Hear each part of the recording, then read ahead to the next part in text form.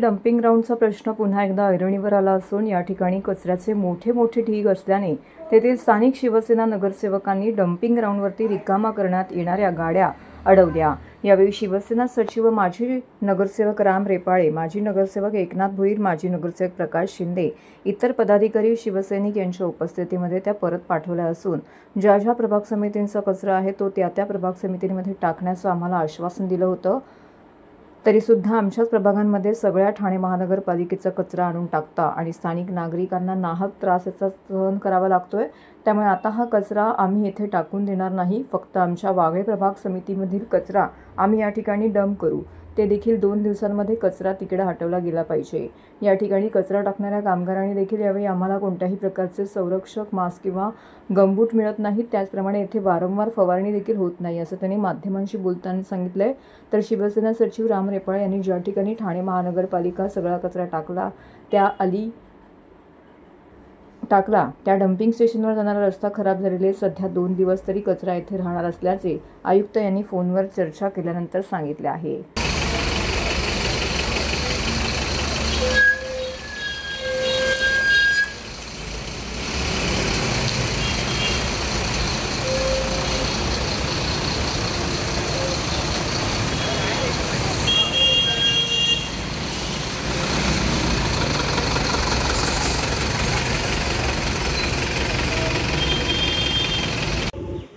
स्थानिक नगरसेवकांच्या तक्रार आल्यानंतर आम्ही सर्वजण या सीपी तलाव ट्रान्सपोर्ट स्टेशनचा पाहणी केली असता इकडचा पूर्ण कचरा काढून टाकल्यानंतर सुद्धा आता पुन्हा कचऱ्याला सुरुवात झालेली असं निदर्शनास आल्यानंतर उपायुक्त मनी जोशी साहेबांशी माझी चर्चा झाली। त्याच्यानंतर कमिशनर साहेबांशी सुद्धा सौरभ राव साहेबांशी चर्चा झाली आणि मग त्यांनी सांगितलं की आतकोली जे आपलं महापालिकेचं डम्पिंग ग्राउंड आहे तिथे रस्ता अचानक खचल्यामुळे तिथे तात्पुरते आम्हाला 2-4 दिवस इथे खाली करावं लागतं आणि आता रस्त्याचं काम चालू आहे जलद गतीने आणि ते लवकरात लवकर पूर्ण होईल। हे पूर्ण झाल्यानंतर इकडचा पूर्णपणे कचरा सीपीचा रावचा आतकोली येथे हलवण्यात येणार आहे असं स्वतः आश्वासन कमिशनर साहेबांनी दिलेलं आहे आणि आम्ही लगेचच त्यांना स्प्रेइंगची आणि बाकी कुठल्याही पद्धतीची दुर्गंधी येऊ नये, वागळे एस्टेटकरांना कुठलाही त्रास होऊ नये ह्या आम्ही सूचना दिलेल्या आहेत आणि आयुक्त साहेबांनी सुद्धा मान्य केलेलं आहे आणि त्वरितच आता स्प्रेइंग सुरू झालेली आहे आणि दुर्गंधी आता कमी झालेली आहे आणि काही तासात इकडची दुर्गंधी पूर्णपणे संपुष्टात येईल आणि 2 दिवसानंतर पुन्हा संपूर्ण कचरा हा आतकोली येथे हलवण्यात येणार आहे। या ठिकाणी आपण पाहता माननीय महाराष्ट्र राज्याचे यशस्वी मुख्यमंत्री आदरणीय उपमुख्यमंत्री एकनाथ शिंदे साहेब यांनी सुद्धा मागे निर्देश दिलेले आहेत। या प्रभाग समितीमध्ये यांचा हा प्रभाग आहे, यांचा मतदारसंघ आहे आणि या मतदारसंघाने काय अख्ख्या ठाणे शहराचा ठेका घेतलेला नाही आहे। पूर्ण ठाणे शहराचा कचरा या ठिकाणी येऊन पडतोय। आज मागे आम्ही केलं होतं का प्रभाग समितीने हा तुम्ही कचरा अगदी काय डम्पिंगचा प्रॉब्लेम असेल तर प्रभाग समितीने हा कचरा तुम्ही हे करा आणि मग तो जाऊ द्या तुम्ही, कारण कचरा संकलन करणं, कचरा एका ठिकाणी करणं आणि परत तो ट्रान्सपोर्ट करणं ठीक आहे, ही प्रोसेस आहे। हा सुद्धा डम्पिंग ग्राउंड नाही।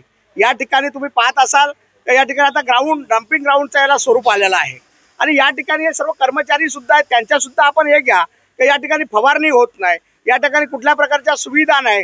गाडी आता एवढ्या गाड्या लागलेल्या आहेत का तुम्ही पाहता रस्ता पूर्ण बंद झालेला आहे। अगदी नागरिकांना, या परिसरातल्या नागरिकांना खूप मोठा हा त्रास झालेला आहे। अगदी वेतना भोगतात ते लोक, त्यांच्या मुलगा सुद्धा शाळेमध्ये वेळेवर जाऊ शकत नाही, अशी परिस्थिती निर्माण करून ठेवलेली आहे।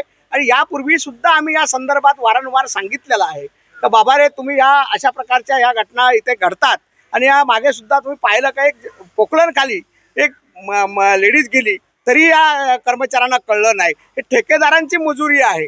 शेवट हे ठेकेदार सुद्धा आज पाहतो तुम्ही फवारणी, आता या सर्व कर्मचाऱ्यांची सुद्धा आपण मुलं हे घ्या, फवारणी कधीच इकडे होत नाही। आम्ही समजा रोज या ठिकाणी येत नाही पण हे कर्मचारी रोज इकडे गाड्या खाली करायला येतात। शेवट ते सुद्धा माणसंच आहेत ना। या ठिकाणी जर तुमची फवारणी केली नाही तर इकडे दुर्गंधी पसरते, या ठिकाणी रोगराई निर्माण होते। एक तर पाऊस सुरू झालेला आहे, अशा परिस्थितीमध्ये आजूबाजूला सगळे वसाहत आहे, आजूबाजूला नागरिक राहतात, ती सुद्धा माणसं आहेत ना, जनावरं तर नाही आहेत ना। थोडा विचार करणं प्रशासनाने गरजेचं आहे। हा वागळे स्टेट जो सीपी टँक आहे, मागच्या वेळी बी असंच आंदोलन केलं 2 महिन्यापूर्वी, जर आमचे कमिशनर आले होते महानगरपालिकेचे, त्याच्या विचारविनिमय करून त्यांनी बंद करण्याचं आश्वासन दिलं होतं. पण हे मला वाटतं वारंवार एक बुश कंपनी आहे तिथे बी ते गेलं होतं, 100-150 करण्याचा प्रयत्न केला तर आम्ही हाणून पाडलेला आहे. त्या टायमाला मी एकटा होतो, हे सगळं यांचाच फोन आला होता, त्या माध्यमातून बंद केला. पण ह्याच्या विरोधात परत आज जर तुम्ही चालू करत असाल आणि इथे जेव्हा मी येतो तर कर्मचाऱ्यांना तुमचं ग्लोव्ज नाही, मास्क नाही, कपडे नाही, मग हा कॉन्ट्रॅक्टर करतो काय? मग तुमचे पैसे जातात कुणाकडे? जर कर्मचाऱ्यांचा सुरक्षा नाही आहे तर काय? जर कर्मचाऱ्यांची सुरक्षा नाही, कारण की वार्ड क्रमांक 17 आमच्याच वार्डामध्ये येतो, हा किसन नगर भागामध्ये एवढा वास येतो की लोक इथून सोडून निघून गेले काही लोक, अशी परिस्थिती आहे. तर आमचं एकच मत आहे, 9 प्रभाग समितीमध्ये आहेत, 9 प्रभाग समितीमध्ये डिवायडेशन करायचं आणि प्रत्येक आमदार मतदारसंघामध्ये जे आपलं घोडबंदर आहे, ठाणा आहे आणि वागळे आहे, जे आमच्या मतदारसंघामध्ये जेवढा कचरा आहे, जो वागळेचा पण कचरा इकडे आलेला आहे, वागळ्याचा, तो आम्ही ऍक्सेप्ट करू कारण की तो आमच्या प्रभागातला आहे. जर तुम्ही मुंबऱ्याचा टाकाल, ठाण्याचा टाकाल, आम्ही ऍक्सेप्ट करणार नाही. ह्याच्या पुढे ह्याने बोललं शिवसेनेच्या स्टाईलमध्ये आंदोलन होईल. ह्याच्या पुढे त्यांनी आमची सूचना, त्यांनी विनंती ऐकून घ्यावं. कचऱ्यामध्ये म्हणजे हे होत नाही, इकडनं कचरा जात नाही. इथे जो आमचा घंटागाडीचा जो कचरा आहे तो इथे म्हणजे साचलाच जातो.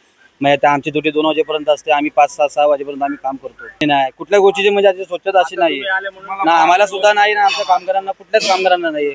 आम्ही ड्रायव्हर आहेत, सफाई कामगार पण नाही होत आणि बाकी हे लाईन बिन लागते. याच्याबद्दल आम्ही त्यांना वारंवार सांगितलं आहे का 2 JCB 2 पॉकलँड लावा, एवढी लाईन लागणार नाही, तरी पण ते लोक ऐकत नाही आमचे. तर याच्याबद्दल काहीतरी आमच्यासाठी पर्याय करा. भरपूर लाईन लागतात, कामगारांची व्यथा कोणीच जाणू शकत नाही.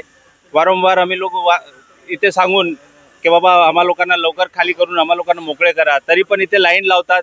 जर कोणी आता इथे कोणी पेशंट सिरियस झाला तर मग तो अक्षरशः ॲम्ब्युलन्समध्येच मरणार, अशी परिस्थिती करून ठेवलेली आहे. आणि इथे ते कचरा भरून आणला तर पहिले इथे लाईनमध्ये उभं राहा, नंतर त्याच्यानंतर तिथे काटा करायला लावतात. काटा नसेल तर मग ते आम्हा लोकांना लई सतवतात. इकडे फवारणी वगैरे काहीच नाही करत. आता वाजले 3, 3:30 झाले, असं वारंवार ड्युटी संपली तरी पण आम्हा लोकांना इकडे राबवतात. तिथे आम्ही जर गेलो पार्किंगला तर मग आम्हा लोकांना घाबरवतात, तुमची ॲब्सेंटी लावून टाकणार काम करून पण.